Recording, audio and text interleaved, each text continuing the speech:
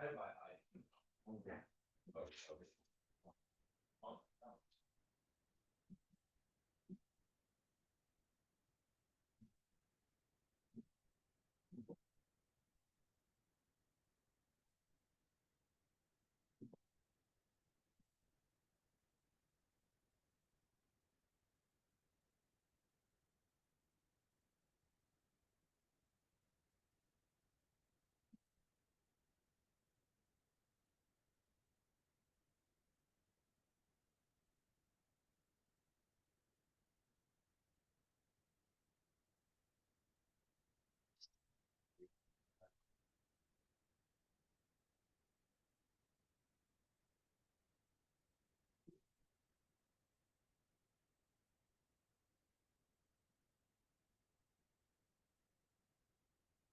got two screws right here, huh?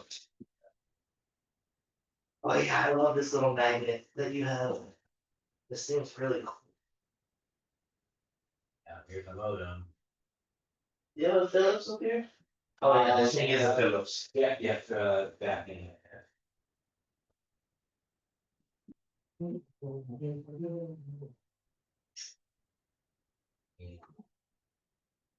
It has the speed.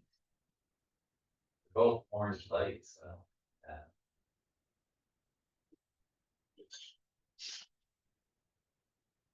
It's just a magnet.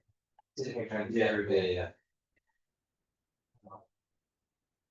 Okay, well, I mean, I'll log into the site and I'll see and do some Wi-Fi tests and got it. That's really close. Really? To have another. My Wi-Fi working perfectly. But, yeah, maybe do some speed tests on your phone. Maybe it's there so it can have a hardwired connection. Would be my guess, so I'll just give it a second thought and we'll check.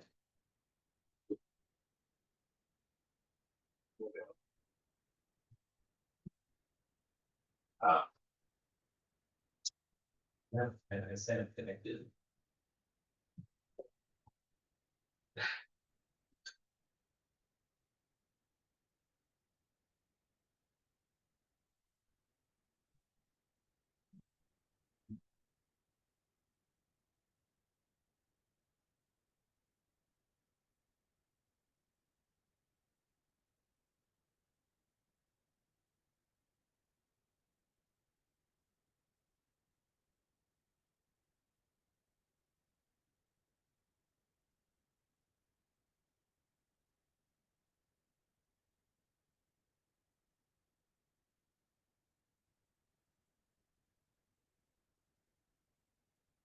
Sure you gotta have that bar chart I can add it. Oh yeah.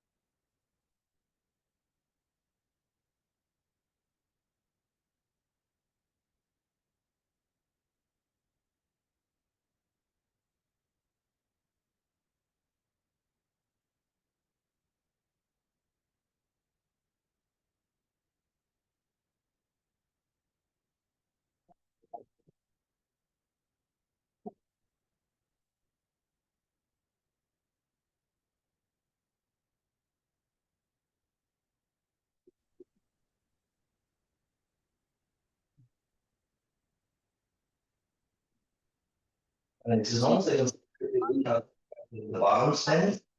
They can kind of do the same. Yeah. Call the meeting to order. She muted. This is the Indian River County Hospital District Board of Trustees meeting, the final public budget hearing for fiscal year 25-26. When we finish with this work, then we will adjourn this meeting and move into our regular monthly trustees meeting. So Michael Kent, treasurer, I look forward to hearing your script. I'm just curious, are two other trustees Sorry, Alan Zoom? Jones is on, Just Yeah. Alan. just Alan. just down? Okay. I'm here. Welcome. You have the agenda in front of you. I have some prescribed elements to this that I need to go through, so let's jump in. Number one, discuss the percentage increase in millage rate over the rolled back rate. At the first public budget hearing for the hospital district on September 4th, I reported that the trustees had approved a tentative budget for fiscal year 25-26, which maintained the current year's millage rate of 0.7650. And that millage rate represented an increase of 6.71% as a percentage of the rolled back rate. However, at yesterday's chairman's meeting, the millage rate for fiscal year 25-26 was reduced to 0.7450. This reduced millage rate represents an increase of 3.92% as a percentage of the rolled back rate.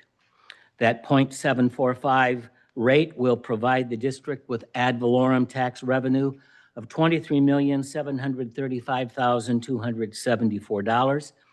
This is an increase in ad valorem tax revenue of $1,329,836 from the current year, even though the reduction of next year's proposed millage rate is proposed, the increase in tax revenue is due to the increase in assessed property tax values in Indian River County.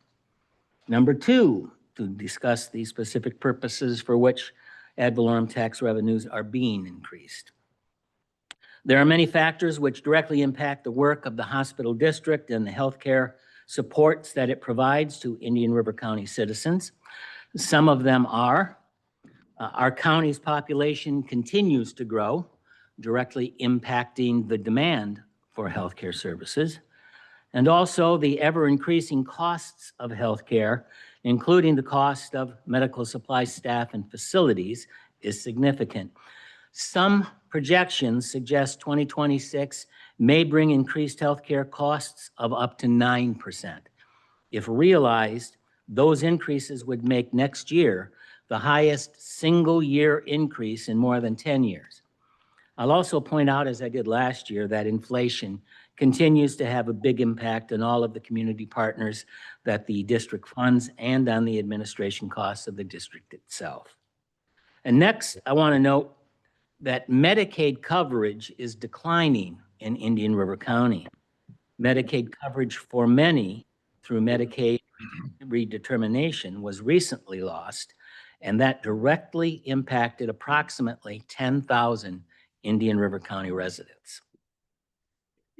The Indian River County Hospital District plays a critical role in improving and enhancing community health and well-being by providing care to vulnerable populations, including low-income families and the elderly. Many in our county are underinsured or non-insured. It's the district's mission to assist everyone in need. Investing in primary and preventative care is a proactive approach that can reduce the need for more expensive emergency care in the future. Please know that each and every trustee, as well as the district staff, are dedicated to being good stewards of the public's money. We are committed to the mission and vision of the district, and we take our fiduciary responsibilities on behalf of the citizenry very seriously. I also wanted to note that the district's process of reviewing funding applications was enhanced this year, and it included an analysis of how closely the programs that we fund align with the district's mission and goals. This redesign has led to the sunsetting of funding for several programs over the next year. These decisions were not easy, as all of these programs provide important services. All of the trustees were involved in the serious deliberations about the levels of alignment and of funding. RFP funding requests for next year's budget totaled over $20.5 million. The trustees' deliberations decreased the awarded funding by 2.1 million down to 18.4 million. And additionally, you may be aware that the hospital district recently completed an evaluation of the attitudes, opinions, and levels of awareness of county residents regarding the availability of maternity health care services for all Indian River County residents. That's prenatal, labor and delivery, and postpartum services. These evaluations and discussions are assisting now the district in our strategic planning to secure the long-term availability of these services at Cleveland Clinic Indian River Hospital. And to that end, the proposed budget includes $2 million from the district's reserves in support of maternity health care services. These dollars will only be expended after a detailed agreement between the district and Cleveland Clinic has been reached and approved by the trustees. And finally, we believe that this proposed budget is appropriate and will allow the district to keep pace with rising costs, the support of important and impactful healthcare agencies and programs, and to maintain the quality of care that all of our residents expect and deserve. The third item is to listen to comments and to field questions from the public. So with that, I will ask if there is anyone online or in the house that would like to make a comment. I'm seeing nobody rise online. All right. Moving forward, that actually negates number 4. We won't be making any changes then. Number 5 is negated because we don't need to recalculate anything, which moves us to item 3, the adoption of the 25-26 fiscal year budget resolutions. Looking first at resolution 2025-01, and I'm looking to the attorney. Do these need to be read into the record, ma'am, in some fashion? Yes. Okay. Am I the one that's going to do that reading? The whole- You can take turns. Not the whole thing, just The whole the thing. motion for the millage. You don't have to read it. Do I need to read that long description? Okay, here we go. Be it resolved by the Board of Trustees of Indian River County Hospital District that there shall be and is hereby levied upon all of the real and personal taxable property in said district, which comprises the following territory. Begin at a point where the south boundary line of Indian River County, Florida intersects. Have to read the whole. Oh, I get to skip that. Thank you. Thank you. I'm picking up after this, for the year 25-26, a tax of 0.7450 mils on the dollar to be used solely in carrying out the purposes of Chapter 61-2275 as amended, acts of the 1961 federal legislature creating the Indian River County Hospital District.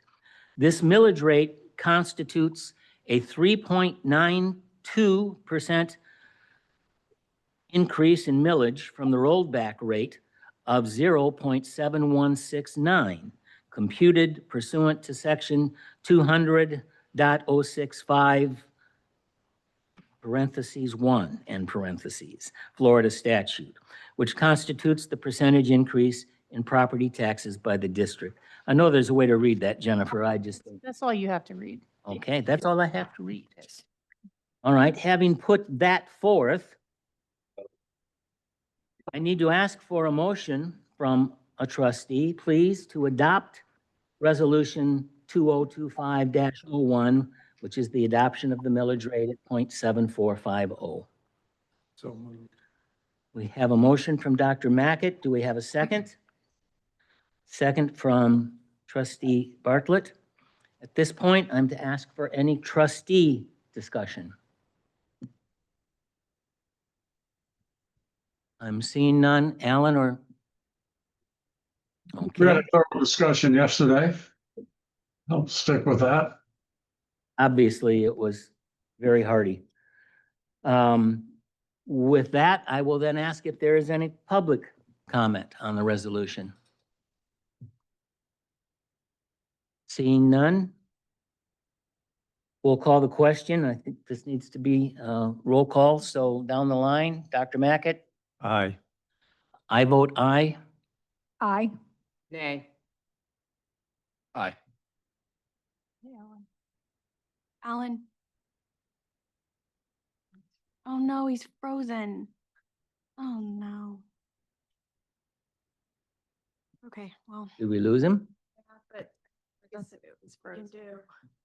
It's okay, so you have a physical. Well, there are 5 of us here. It would have been a 4-1. So that motion passes. Alan can weigh in after the fact, I imagine, if we want the record to show that, whatever it is. The next item is to adopt the overall tentative budget, which is Resolution 2025-02. Let me grab that, please.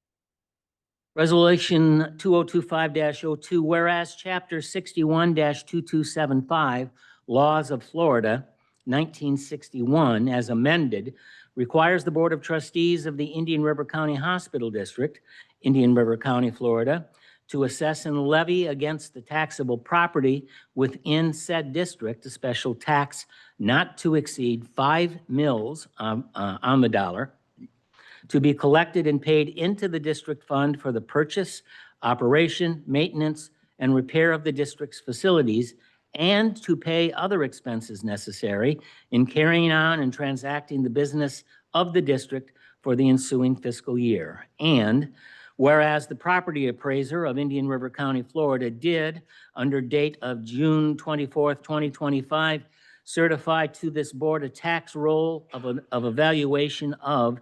$31,859,429,297 for the purposes set forth above for the fiscal year beginning October 1st, 2025, and ending September 30th, 2026.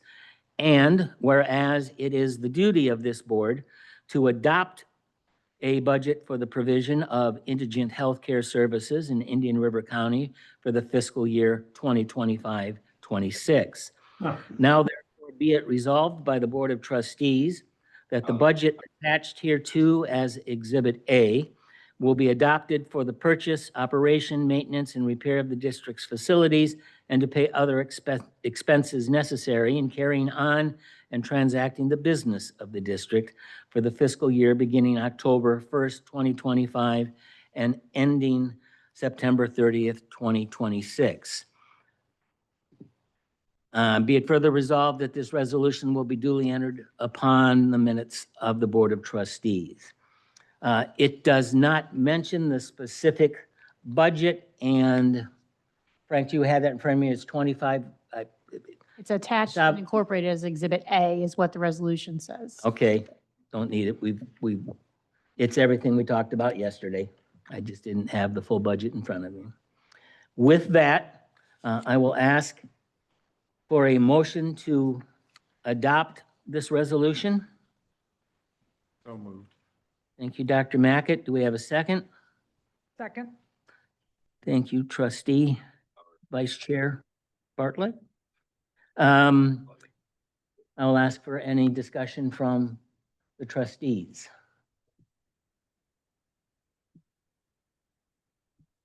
Hearing none, asking for any discussion from members of the public. Hearing none. Voice vote again, starting with Dr. Mackett. Aye. Aye from Michael Kent. Aye. Aye. Aye. Alan is back. Alan is back. Alan's back. Now, there's some workmen here in the area, so I might get disrupted again. Sorry. Thank you, Alan. That by unanimous vote then adopts and accepts the resolution. With that, there's one more spot for the public comment. Oh, I'm sorry. Thank you. To again announce publicly the millage rate as a percentage of the rolled back rate. Again, that was the heart of resolution, the first resolution, and that were an increase of 3.92 over the rolled back rate. just coincidentally, because it was in the paper and I read it. It happened to list where all of the municipalities in Indian River County along with the county are, and though they're not all complete, everybody's still in the process. In terms of percentage of increase over the rollback rate at 3.92, if the others stay where they're at, that will be the smallest increase of any of the municipalities or the county. So, job well done, I guess. With that, I think we reached the end of the agenda. Any public comment if there is a desire? Seeing not, we can adjourn the public On hearing. that meeting. All right. So now we are convening the regular monthly meeting of the Indian River County Hospital Board of Trustees. Consent agenda action. We need a motion to approve the chairman's meeting minutes dated August 20th, regular monthly meeting minutes dated August 21st, September disbursement. Excuse, One. we haven't had the pledge, just as a reminder. Oh, sorry, it wasn't. No, it's easy. Just the hot sit seat. Down. It's in the hot seat. Okay. Yeah, excuse me, please. I've got some people working here. I'm gonna have to sign off. I'll get back on as quick as I can. Sorry about that. To the flag of the United States of America and to the republic for which it stands, one nation, under God, indivisible, with liberty and justice for all. Yeah. And a September disbursement of $1,702,297.29. do I have a motion? So moved. Second? Second. Thank you, Dr. Mackett. All in favor? Aye. Great, thank you.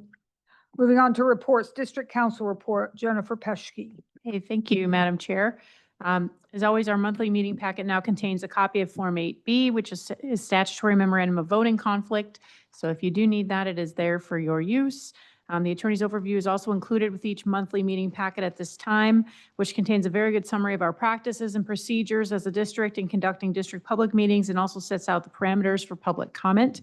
All public comment shall be heard in accordance with the district's practices for calling for and receiving public comment. We're continuing to work on a draft bylaws amendment, so the district's bylaws will be consistent with the new policies adopted during this year and any other updates or changes we identify as needed in this amendment to bring for your consideration at a future meeting, hopefully in the next month or so, definitely before year end. We have sent correspondence to VCOM to request a status update on VCOM acquiring the space at the Human Service Building, and we have outlined the terms of the lease that both parties must comply with as we work to move forward in this endeavor, and have had a response to our correspondence indicating VCOM is still committed to the use and lease of the Human Services Building. A copy of that email correspondence received is attached to my report here. Following approval at the July board meeting, a letter went to St. John's Water Management District at the request of the VNA, which request was to allow the VNA to access the existing retention ponds on the land the district owns adjacent to the parcel the VNA purchased from the district. At this time, we have received further correspondence from the Water Management District asking for some further clarifying information. A copy of that is also attached to this report for your review. And then we'll be able to discuss what next steps you may like to take under unfinished business. We've also attended the September 4th prior budget meeting and confirmed we're meeting all of our statutory deadlines and deliverables to the state of Florida for our annual budget funding cycle, which we have now successfully concluded after a lot of very hard work from this board this year and the staff. In addition, last month, the district hosted the 3 town hall meetings to hear feedback from the community on retention of maternity services in our county. As you're aware, a phone survey was also conducted. We have reviewed the data and received in response to the survey questions and are working to put forth an agreement for funding maternity services to assist with funding the gap in maternity service costs, more to the discussion we had at yesterday's chairman's meeting. So that will also be coming to you in further discussion and for opportunity for review in the coming month or so. Any questions at this time for me that I could answer? Well, since it's in your packet, on the VCOM topic, my concern is, I'm going to state the obvious, they're from out of town. and how effective they are going to be or demonstrating them to be in terms of getting what they need in order to operate. And I don't know if it's appropriate for us to invite them to attend one of our chairman meeting to see how we can work together and help them develop a plan, because they've got to pass through Tallahassee to get what they want and what we want, and how we might be able to help them and work together to do that. So is any discussion about them joining us, or is that something, Frank, that we can facilitate? You could probably answer that better. Yeah, I can speak to that. So we've got a deadline coming up September 30th with our first deliverable. And Jennifer and I right now are planning to have a call with VCOM. Obviously, they were given notice of this deadline on July 29th. We provided them with 60 days notice. We have had some communication from them. We need more communication from them, plain and simple. And so part of what Jennifer and I are doing, our next steps, and she reached out to them, we're going to get together with them and schedule a call. Part of that call could involve exactly what you said, Paul, is while we have verbal commitment, we'd like to see more than verbal commitment. And, we are getting close to the deadline of September 30th. So what you're suggesting is a logical part of our discussion when Jennifer and I have a call with them over the next week or so.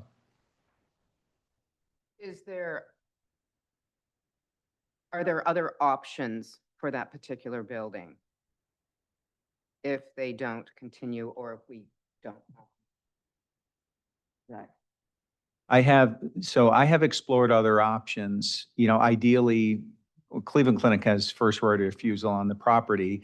The ideal scenario would be have a tenant there who was going to enhance exactly what the district and the hospital are trying to do in this community, especially for the underserved.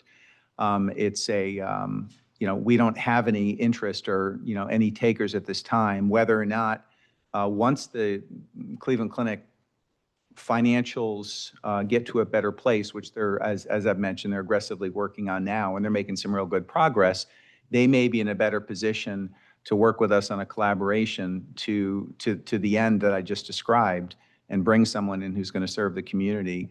But as of now, we're going to follow through with what we're doing with VCOM. But to your point, having a backup plan for that building is a reasonable thing to do, because we can't have it keep sitting there deteriorating and not being put to solid use. Jennifer Peschke, I'm going to ask leading questions. If they don't meet the deadline, it's their breach. Use that a strong word, but it puts us in the driver's seat in terms of we can extend grace as long as we want to extend grace. What I would like to do is hear from them in advance of our October meeting in writing in terms of maybe the steps they've taken, so that we can have a good starting point when we start having the conversation, and give all of us a chance to brainstorm about what other resources can be brought to bear and how we can address the situation. And then from there, decide, what sort of retooling of the deadlines we need to implement. I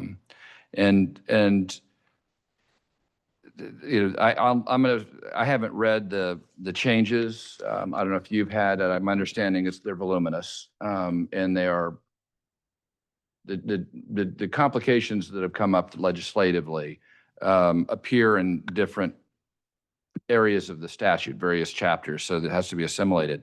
Is there a resource, or is there anybody, trained lawyers can read the language and have some inkling as to where it's going so that we can start strategizing to some degree. Now, I imagine that there's still some administrative things that need to be done. My concern is I don't want us just to be in a hold waiting pattern, I guess, is to summarize.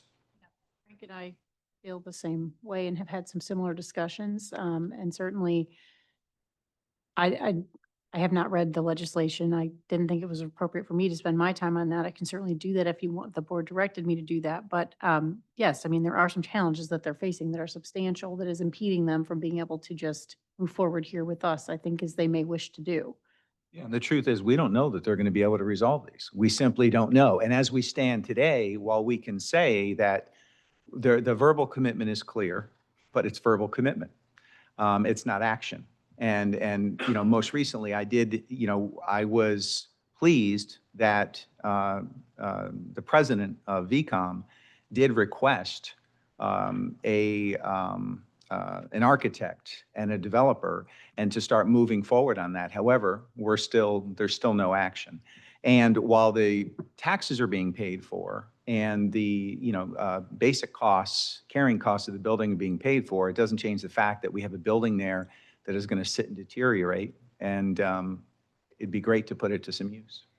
That said, Frank, when you said no action has been taken, I mean, that's true towards the $5 million total commitment.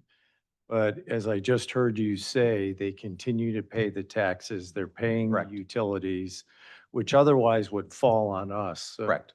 I would just support Trustee Westcott's notion of extending grace or maybe reworking the lease, working with them to see if we can help them move forward, because they are taking care of the monthly costs for us. And that's exactly what Jennifer and I have been talking about. And I'm anticipating them to respond to us before the 30th. Well, I'm anticipating them to mention on the call and ask for that grace. I'm expecting that. So more to come. The thing that crossed my mind just based on this discussion is the one attorney that I'm pretty confident has been into all the aspects of whatever legislation has been modified or is intended would be their attorney. So that should be an assessment done in layman's terms that will help us understand it as they respond to us. I mean, let's see what their biggest concerns are. The only other thing that crossed my mind is clearly the hospital has been committed to them. They've got 30 or 40 third and fourth year students are now. They do. I don't know if there's a role that they can play. I'm sure if that's the case, they may have been asked to do that already by VCOM. They are. Their leadership is committed to continuing those rotations. The legislation has to do with VCOM getting on a bill that will allow them to establish a campus in Florida so they can have, right now, preferential treatment is giving to placement for the Florida-based schools. They're trying to establish that, and this is the list they're having a heck of a time getting on. Thank you. I'd like to understand what they are doing on their own behalf. I'd like to understand if they are looking at the legislation, if they have people working the legislature, et cetera. I'd like to see, you know, we got verbal, and candidly, the memo says about nothing. So I'd like to understand more about the action and their skin in the game. To amplify your point, do you have a lobbyist? Do you have a lawyer? Mhm. Who are you working with strategically in the legislature to accomplish what needs to be done? Yeah, all that's been shared with me verbally by the dean of the colleges. However, it hasn't produced any fruit in 2 years. So I think any help that we could provide would probably be appreciated. And we get that in documentation, Indeed, I will ask for that. any other discussion? Jennifer, thank you. Financial statement review, Michael Kent. Again. In reviewing the hospital district's financial position 11 months into this fiscal year, I am again very pleased to report the district's financial situation continues to be very strong. The financial packet you received includes the full set of financials. However, let's turn to the last 4 pages of this section to do our overview of the statement. So 4 pages from the end is the 1-page investment in cash snapshot. At the top of that page, you'll see that at the end of August, the district had received $21,311,921 of ad valorem taxes. During the month of August, the district received a grand total of $4,142. As we all know, the bulk of that money is in hand by the end of January.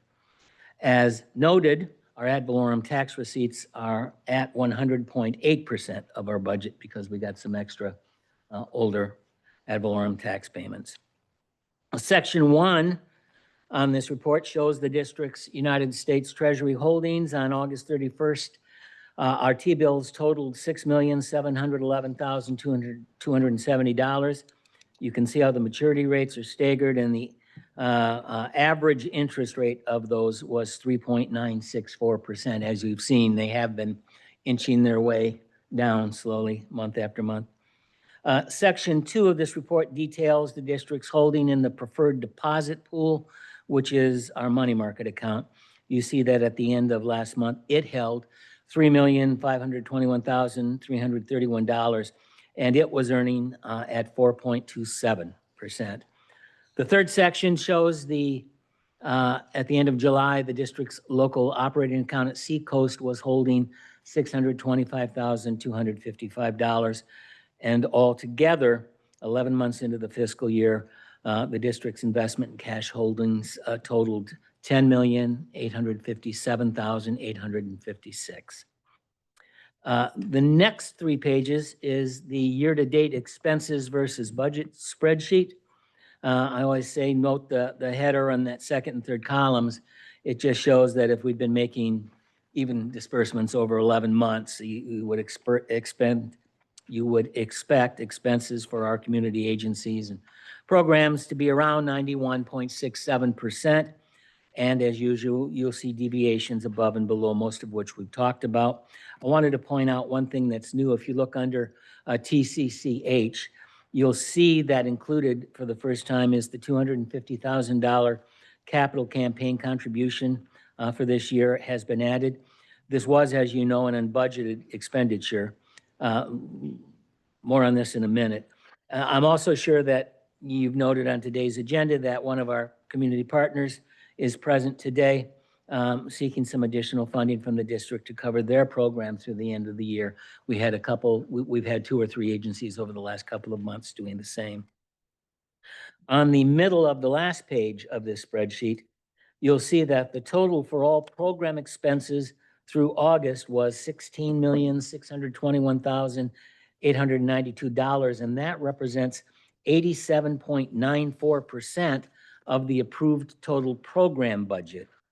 Now, as TCCH's campaign contribution was a unique expense and isn't really specifically a program expense, I've also shown that without including that $250,000, our total program expense for the month would have been computed to 86.62%.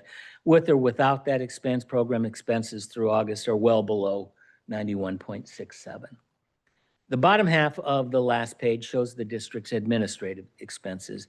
You see the total admin expenses through 11 months was $1,165,099, which was 87.34% of the approved budget.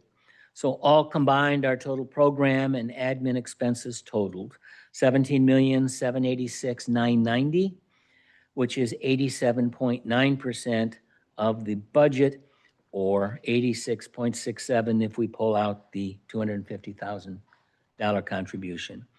Finally, as a point of comparison, that last line shows you that at this point last fiscal year, our total expenses was running higher at 90.62%. Madam Chair or Madam Vice Chairman, that concludes my report, and I'd be happy to answer questions if I can, the trustees. Thank you.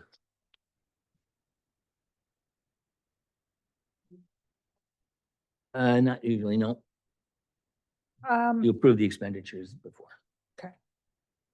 Frank, report please, as executive. Thank you very much. Before I get started, I just want to take a minute to recognize we have 2 of our staff who have been with the district for 10 years. Wow. So yes, indeed, 10 years. So we have Kate Voss, who completed 10 years in April. But then we have Jenny, who just completed 10 years in August. I just wanted to recognize them. And I also did want to recognize Kate. First of all, hold on, I got to mention, today's Jenny's birthday. Yeah. Today's Birthday, Jenny's Jen. birthday, so we got to give her, Thing to be doing here. Sorry. this is what she's doing. Dedicated employee. Indeed, she is.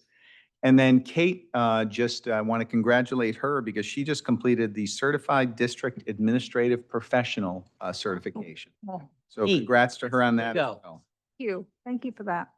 So I've got some highlights I want to hit in my report, but first, as is becoming our tradition, I'd like our team, who works very hard, to report out on some of the items that are in my report, but we've all been working on together as a team. So Caitlin, we'll start with you, please. Kate's gotta pull up my stuff.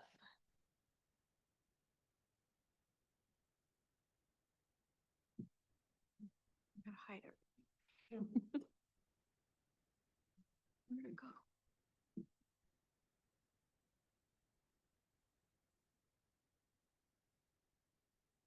Or not. Okay. How, can we see it? Can you guys? Not yet. I did. You switch over on the little thing? That thingy? Use your mouth. Oh, you don't see No one it. can see it. Hold on. Oh, there we go.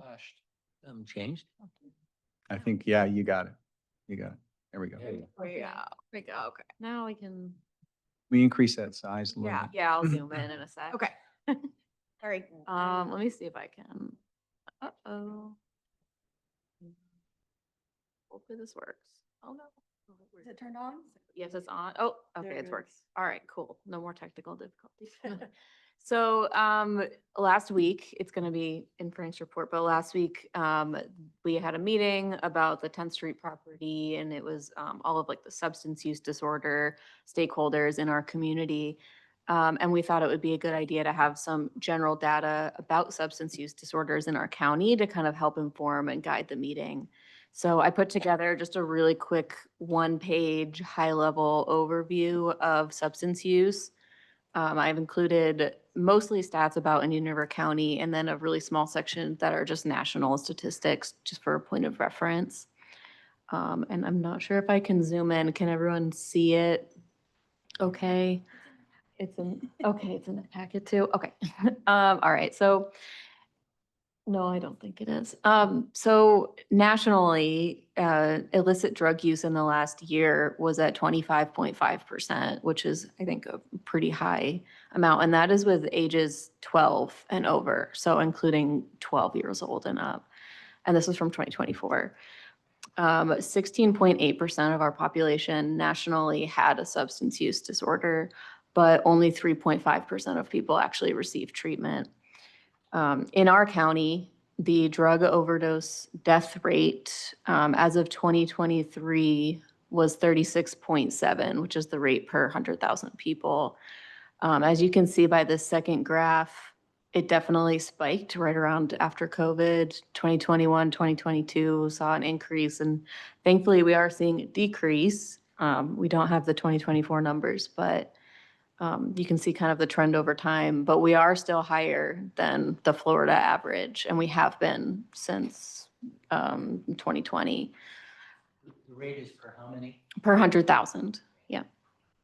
And then the second chart shows the overdose outcomes. So in green is how many people died, and blue is how many people had to visit the emergency room, and then in yellow is how many people were hospitalized. So the numbers aren't exclusive. Someone could have visited the ER, been hospitalized, and then passed away. So it could be all one, but it just kind of shows year over year the ratio and how many people. So again, the charts mirror each other. In 2021, 2022, we saw a spike in ER visits, hospitalizations, and deaths. And then 2023, it is starting to decrease again.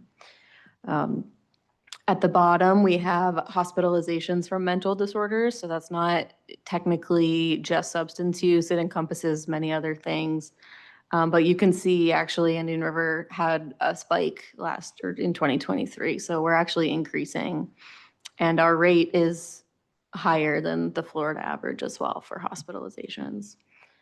And then the last one is substance use program enrollees, which I found interesting because it kind of inversely mirrors the other charts. You can see in 2021, we had the least amount of substance use enrollees, or some of the least, whereas that's the year where the worst outcomes were being seen. So you can see it's directly correlated. The more people that are in a substance use program, the better our outcomes are in the county, which just blends support to having more resources available and making sure everyone is actually getting the help that they need.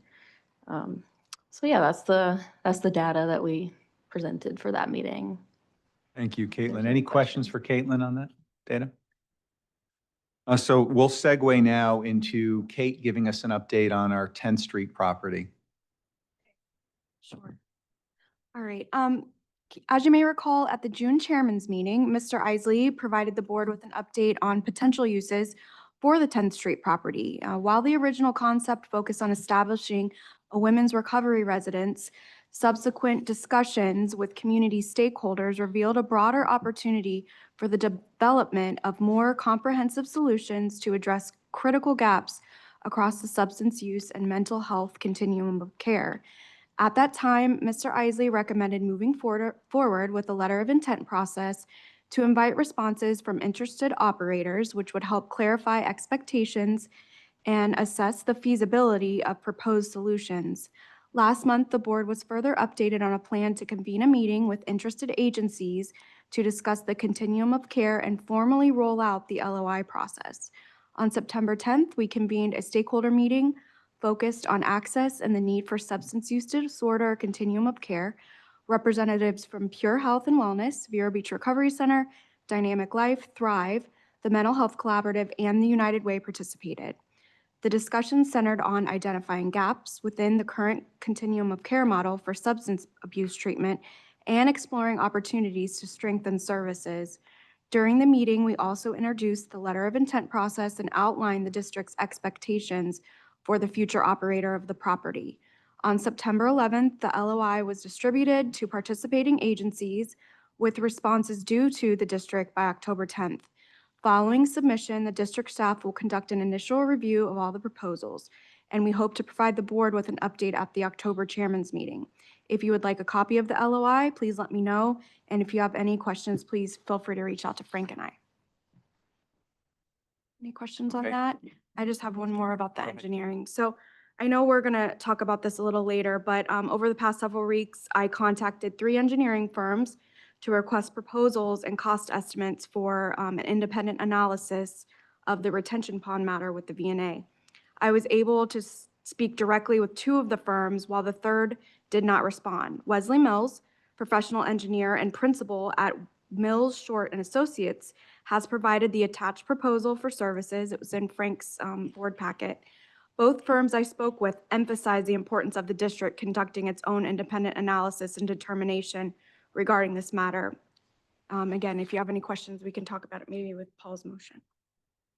It sounds good. Thanks. Thanks, Kate. And before I turn to Jenny, this year was a big year of change for the district in terms of, our process. And of course, I have mentioned at prior meetings and included in my report how appreciative we've been with our community partners. And we've been working to stay real close with them through this process as we transition to fee for service, alignment with goals, sunsetting some of the programs that were not in alignment. So part of that was a transition plan, which is in your packet. And we wanted to be sure that folks felt that we would come alongside and ensure their success. And so our team has been working closely with the community partners to that end. And Jenny's going to kind of walk through where they are with that process. If you could, please, Jenny. Over the past 2 weeks, Shannon and I have engaged in meetings with each of the funded agencies to review the newly implemented fee-for-service rates per encounter and to communicate the uniform invoice process using OneHub as our new location for that.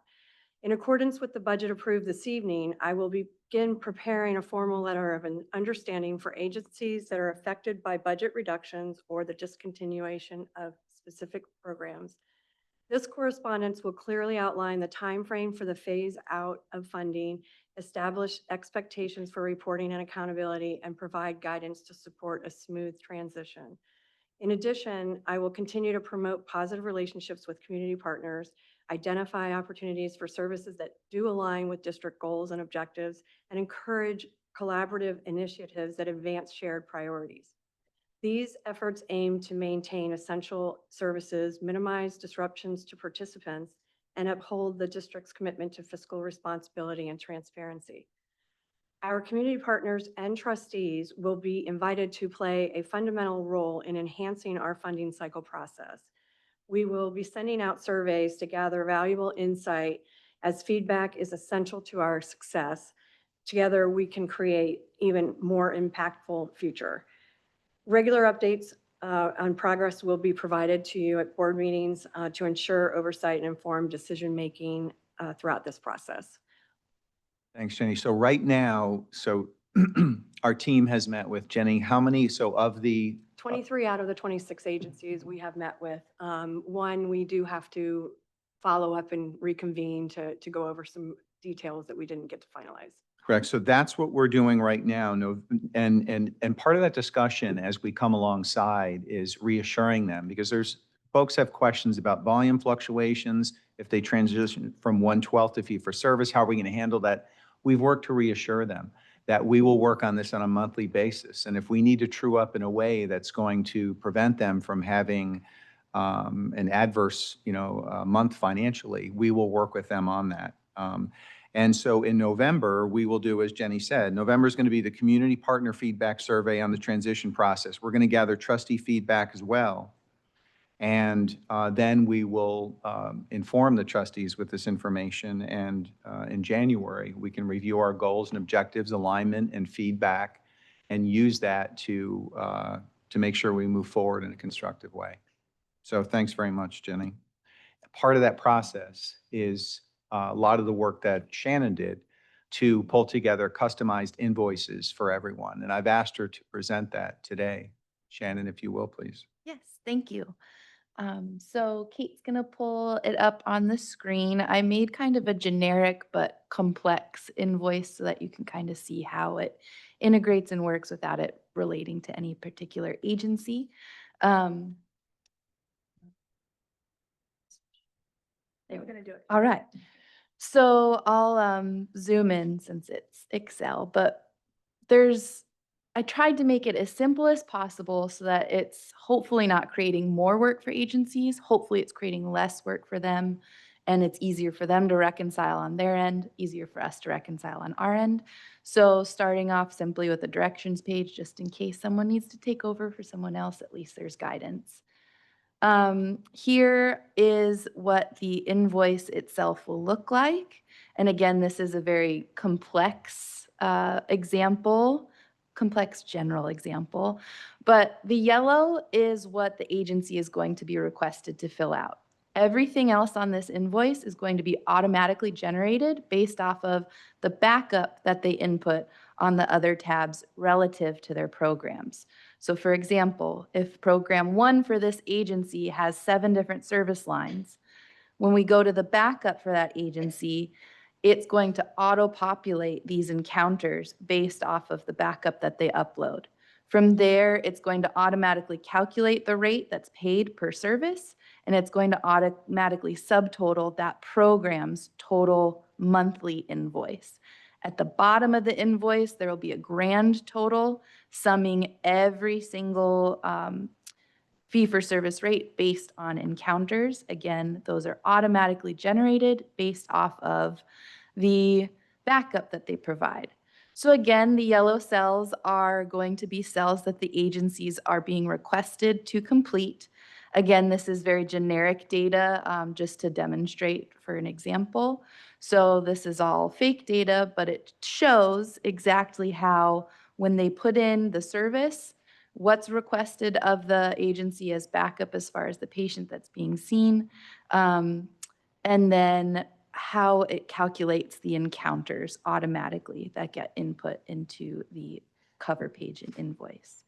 I see you had names there. I mean, will they? So those names are fake names. I generated them just for this Does HIPAA even example. allow that? And within our new funding agreements, there is a new HIPAA clause that Okay. was provided by Jennifer's office. And that's part of the new agency Okay. agreements. Right. And then in addition, that's why we are transferring everything to OneHub as a Mhm. secure file transfer site. That way, nothing's being transferred over email. So it will protect the agency and the district. Excellent. And then finally, what all the agencies will be able to see, but they won't be able to manipulate, are just a cumulative monthly budget for each program, based again on the backup that they provide, and then an overall monthly budget to help them understand where their position is within their budget for the district guidance. Question, how does this change from what they were providing previously? So some agencies previously were on a 1/12 service, so not much backup was requested there. A lot of that had to be audited once Dawn went in and audited the agency. Now that every agency is on a fee-for-service, the backup that they're being requested is actually substantially less. So many agencies were having to provide things such as payroll, their overhead costs, what the service cost was, et cetera. And so that was a lot of work for them to compile that and send that in monthly, in addition to generating an invoice, generating a cover sheet. This is taking away all of that burden. It's allowing us to have the data points that will tie back in Dawn's audits, yet it will alleviate a lot of the burden from the agency's month. So the invoice, if you bring that back up again, if you would, please. So are they providing backup for every encounter? Each encounter is just asking for a client identifier, whether it's their name or HD number, their date of birth, their zip code, and then what the service is provided. Any other backup that would be needed should be included in the agency's budget, and that will be audited with Dawn's audit. So when Dawn does her audit, she will go in and she'll pick a sample of the people that they have provided us with, for, not invoices, but on that list, and then to make sure that they actually were serviced. Yes, that's correct. Correct. So this is, fidelity. I mean, we're making sure that, folks did what they said they did, and we identified folks as Indian River residents, Indian River County residents. And we're trying to make things more smooth and easy for everyone. So thank you very much, Shannon. So Dawn, if you would please just give a brief update on our audit processes. Sure, and mine is very brief. So I've recently started the fiscal year 23-24 audit process. We are in the first round of audits right now, which is the largest round. So we have 8 agencies that are in this first round of audits. And we actually completed our first site visit last week. It went very well. And we have 7 more to go for this cycle. As always, I will send reports out as they are ready, probably 2 at a time. I think any more than that is a little bit much to read. So, and with Shannon's assistance now coming to the on-site audit visits with me, I was actually able to increase my sample size. So when I'm going on visits, I'm actually looking at a 30% sample size instead of, between 18 and 20 like I was before, because the volume was just so much, it would have taken me days. Whereas now that there's 2 of us and we get to split it, it's definitely allowing us to take a better look there. So we are working on the audit process. I'm sure you'll start seeing them probably in about another 4 to 6 weeks once the reports start to be completed. And other than that, just working on, again, policies in alignment with the performance review. They should be going to finance and audit at our next meeting and then coming to this board the month after. So thank you, Don. I just wanted to mention 2 items briefly from my report. The first is we were asked by Community Foundation this year to participate with the school district and collaborate to develop a unified roadmap for tackling health, education, and social challenges and sharing data. And it was a great opportunity to learn what the school district was doing, what Community Foundation is doing. So I appreciated the district being included in that. We all share data freely. And I think that's a great thing for the community. And then the second thing I just wanted to mention, because I didn't want it to fall off the radar, the only reason we have not done this, we did not do this month was because of the whole budget process. A few months ago, I think in May, we were working with, I had mentioned that we were going to go after federal dollars. So we had engaged someone to do an independent grant research report to see how we could leverage our status as an independent special district to secure grants that would not be, this would not compete with any of our local nonprofits. And she produced this report. She was supposed to deliver it by August, and she did on time. So obviously, couldn't report it in August. We've got budgets. We don't want this to get lost in the budget because she has a lot of great things to say. The report is detailed and contains some great opportunities for us to leverage federal tax dollars and bring them in for several different programs that are in alignment with our goals, and one new one being maternity. So this could be a great opportunity for us to bring in significant federal funding. So she's going to give this report. We couldn't get her in October. She's going to give this report in November. And I'd like to get some momentum behind that and go after some of these federal grant dollars. On the topic of grants, the Big Beautiful Bill, Frank, includes a rural transformation plan. I don't know if you're aware of that. It's going to be $50 billion. Whether or not we qualify, just want to make sure that's on our radar. Yeah, indeed. It is. Thank you. That's all for my report. Thank you. I have an odd question, if I may. Geeky question, invoice and all that data is going into the One Hub. Does that transfer to Caitlin? So she, Yes, Caitlin Ju- does have just- access to One Hub, so she'll still be able to generate all of her amazing Yeah. dashboard metrics. Yeah, so part of what I'm working on currently is kind of rebuilding the dashboard a little bit, since previously we had, I believe, 7 agencies that were fee for service, and now it's gonna be all of them. So it's gonna look probably pretty different because it's a lot more programs, a lot more agencies. So I'm gonna start working on that and make sure we have something that's not gonna look crazy if a certain amount of visits, and then we've got this giant spike because we've just added all of these Mhm. people. So I'm gonna work on rebuilding you're that. setting a new Yeah. baseline, number one, but, Exactly. and there's yeah. probably too much in the weed stuff for accounting that we wouldn't necessarily show there, but Yeah. you've so- got access to it. That's cool. Yeah, so I'll be working on rebuilding the dashboard and hopefully have that finished in the coming months once we start getting these new invoices, so. Good. Madam Vice Chair, just a comment on the discussion between Frank and Trustee Westcott. If it turns out that some of those rural dollars are available, and if we have any question about eligibility, I would encourage having a discussion with Cleveland Clinic Indian River Hospital because they are qualified as a rural hospital. Thank you. Yes, indeed. Very good. Okay, we have 2 written semi-annual reports from organizations, Senior Resource Association and Substance Awareness Center. Were there any questions that we had from reviewing the reports or any additional information that we want to ask Jenny to secure for us?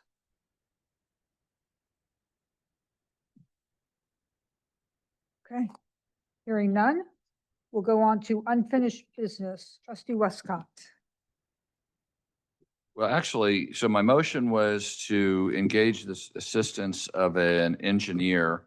I know that Frank has done some work on this and in terms of the researching and we have the dollar amount. And I don't know if you had comment. All I'll say is thank you. Kate actually did the work, but I will Okay. say that pulling it together and looking at it, and I discussed this with our council, when we received the letter from St. John's Water District, trying to read their points as a non-professional engineer, I don't see how we could go forward with this without contracting with an engineer to serve our best interests, because there's a lot of information in there that I don't know how to interpret. No. And the letter from the district also said that we have to be a co-applicant. highlight that. So the action item here is action 7, or item 7 on page 2 of 4, asking for the district as the property owner. Scope of work displayed on the plans indicates that work is proposed on property owned by the Indian River County Hospital District. We know that. That's why they came to us to apply for the permit. Issuance of an environmental resource permit requires that the applicants have sufficient real property interest in all of the land upon which the activities proposed under the application will be conducted. As currently presented, the Indian River County Hospital District will need to be listed as a co-applicant. Please submit a revised application and note that a Part 4 signature page is required for each applicant. So the application that was submitted, whatever they submitted, did not properly have us sign and acknowledge, is what this is saying. So I guess where we are is the motion was seconded already, so it was just postponed. So I think, Jennifer, we're in a position to go ahead and act on the motion to move forward. Yes, you are. Okay.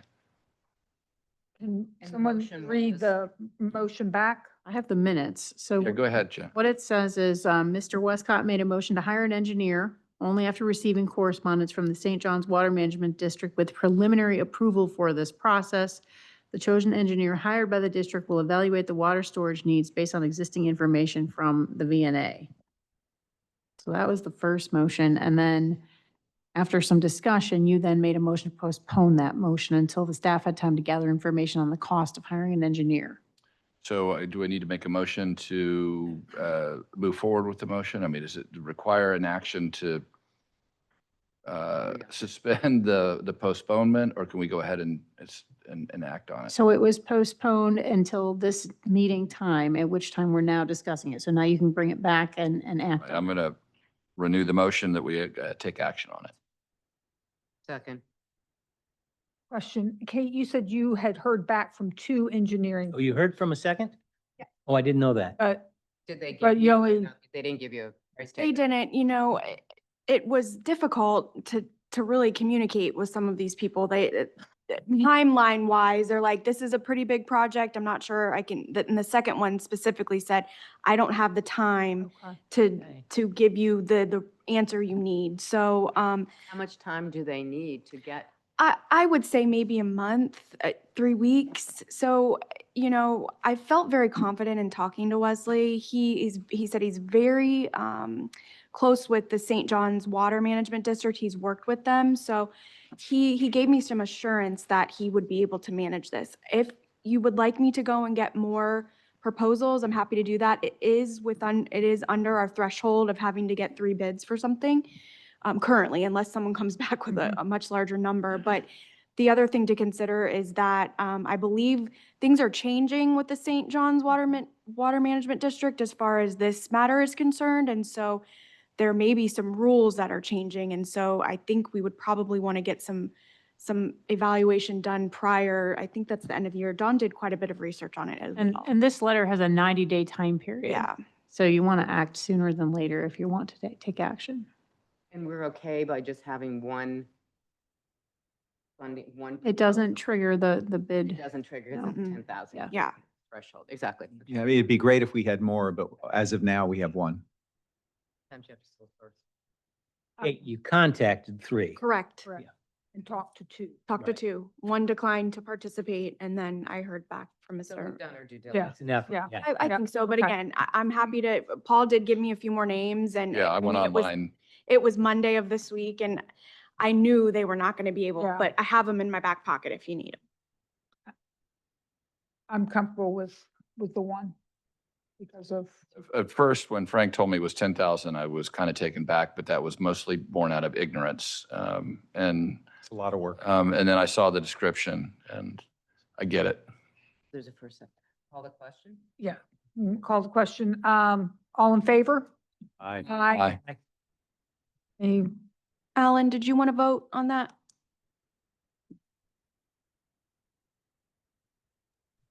Yes, I vote aye. I'm sorry, I was muted. thank you. Okay. We'll move that forward. Thank you, Kate. New business. Request for additional funding from Dynamic Life. George Lynch, welcome. Thank you. Good evening. Good yes, evening. I am George Lynch, Director of Dynamic Life. And first, we just want to express our sincere appreciation for the funding provided by the Indian River County Hospital District over the past year. Your support made our Roger Ball Memorial Scholarship Program possible, allowing men in early recovery to access housing and care regardless of their ability to pay. On behalf of our residents and our team, we thank you for believing in our mission, breaking down the financial barrier to sustainable sobriety, and giving these men a fighting chance at recovery. I want to share some key outcomes with you during the October 24, September 25 fiscal year. Thanks to your investment, we achieved strong outcomes in our scholarship funding and housing assistance with mental health counseling programs over the last year. 47 men received multiple week scholarships covering their critical first 4 to 6 weeks in sober living. This removed the financial barriers at the most critical and vulnerable stages of recovery. 46 men accessed free professional health counseling. These therapy sessions addressed underlying issues like trauma and mental illness, helping residents develop coping skills and stability alongside sobriety. The average length of stay for residents that participated in mental health during this period was 6.5 months, compared to those who opted out at only 2 months average length of stay. Our sobriety success rate during this time period was 84% of participants that maintained sobriety throughout their stay, with a relapse rate of only 16%. In practice, this means that 3 out of 4 men left our program clean and sober, a testament to the effectiveness of the support structure that you've helped fund. 54% of our residents were Indian River County residents upon intake. 24% of them came to us as homeless or unhoused upon intake. Just 3 residents during this time period, at about 6%, had any reincarceration or legal recidivism rate, leaving 94% avoiding return from jail or prison, breaking the costly cycle of incarceration that often accompanies addiction. This lower recidivism rate underscores the program's role in steering men towards productive, law-abiding citizens. These outcomes show that your funding directly translates to healthier, more stable lives for dozens of Indian River County residents. We track these key performance indicators diligently and evaluate success and ensure accountability. By all measures, sobriety, housing stability, and avoiding recidivism, these men we served have made remarkable progress. Every dollar of the district's funding was put to work for its intended purpose. The $123,000 awarded last cycle was fully expended on resident scholarships and program services with no waste or underutilization. In fact, the demand for our program continues to exceed available resources. We never want to turn a man away who is committed to recovery, yet some applicants still lack support once our scholarship slots are full. To illustrate this need, before the Indian River County Hospital District began funding our scholarship program, Dynamic Life had lost approximately 55 men over a 2.5-year period due to discharge for not being able to pay their program fees. Thanks to your funding, that number has drastically dropped. Only 1 resident in 2025 was discharged due to financial hardship. However, financial barriers remain a primary reason for men in recovery to not seek help. We'd like to amend our request tonight from $12,000, I believe we asked for. We'd like to amend it to $8,000. Tonight, we make that amendment for fee for services to finish out the fiscal year. The following represents services provided during August and September of 2025. Scholarship funding, out of the $99,000 granted, we ended August of 2025 with a remaining $5,250 in budget, and without providing any additional multi-week scholarships, in September of 2025, we are set to only invoice $6,200, but still leaving a shortfall of about $950. For mental health services, out of the $24,000 for mental health services granted, we ended August of 2025 over budget at $26,100. Without adding any additional services in the month of September, we are projected to invoice an approximate $3,000, which will leave us at a shortfall of about $5,100. We make this request with a deep commitment to accountability and transparency. We will continue to meticulously track outcomes and finances, providing you with semi-annual reports on how every dollar is used and the health and improvements are achieved with our residents. Our program has demonstrated a solid return on investment, and in terms of lives being changed and taxpayer dollars being saved. Every dollar spent on recovery yields many times over the reduction in incarceration and healthcare costs. Moving forward, we will uphold the trust you have placed in us by maintaining high standards of fiscal responsibility and outcome reporting. In closing, I want to thank you for your past and continued support. The Indian River County Hospital District is truly saving lives by partnering with us. The numbers prove it, and the individual success stories behind those numbers confirm it. We are grateful for the partnership and for the opportunity to help more men become healthy, self-sufficient, and sober members of Indian River County. Thank you for your time and consideration. We remain dedicated to achieving results. With your help, we will make the coming year an even more impactful for those who are in need. And together, we are transforming lives. Thank you. Thank you. Questions? I had a question. I wonder if you could elaborate. Did I understand you that 54% of the people you treat are Indian County residents? I wonder if you could Yes. elaborate on that and where they are otherwise from. Sure. So 54% came to us as already Indian River County residents. We get residents from all over the state of Florida and sometimes from out of state also. Sometimes from treatment centers where their home address is, New York or Georgia or something like that. So we don't count them as Indian River County residents, only when they have an Indian River County resident address when they come to us. Well, I guess, is our funding supporting the residents or non-residents or both? Well, once they come to us and they have a residence with us, they become Indian River County residents. Okay. Just out of curiosity, George, and good numbers on those that have stayed in the program, how long can you, longitudinally, how long can you track them once they left you? So we're currently working on improving that. In recovery, it can be difficult because the ones that stay local, we can track pretty easy. The ones we lose track of, numbers change, emails change. Yeah. And so that's a little harder to track, but we are currently improving our local alumni tracking. It's an excellent data point, but Yeah, it's absolutely. always a challenge. Yep. Anybody that with this population or homeless in general. We've actually started quarterly alumni meetings for all local alumni where we get together and we collect data like, hey, how are you doing? Are you still employed? Have you relapsed since you've left Dynamic? Have you been incarcerated since you left Dynamic? Things like that. And so we're constantly, with the local, it's a lot easier than with those who, we just lose track of.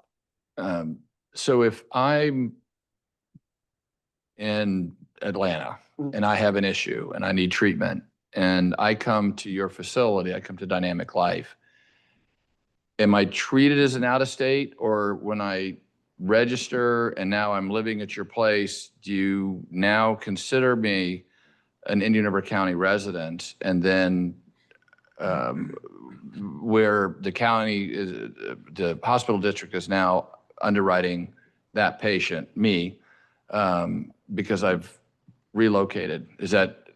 Did I hear you correctly? Correct. So at our level of care, when they come, if they're looking for services for, coming into treatment, we're not a treatment center. So they would go to a treatment center first.